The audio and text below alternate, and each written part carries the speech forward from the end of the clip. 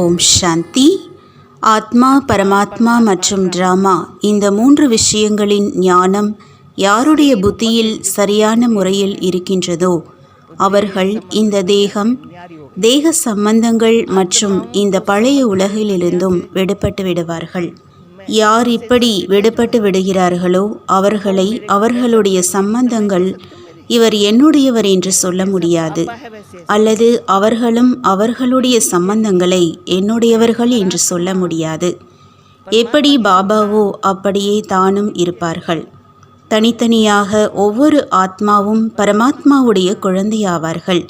சிவபாபா நம் ஒவ்வொருவரையும் தத்தெடுத்திருக்கின்றார். நான் யக்ஞத்தில் சமர்ப்பணம் ஆகியுள்ளேன், யக்ஞத்தில் சாப்பாடு கிடைக்கின்றது. இவை அனைத்தும் சேவை செய்வதற்காகவே தான். ஓம் சாந்தி.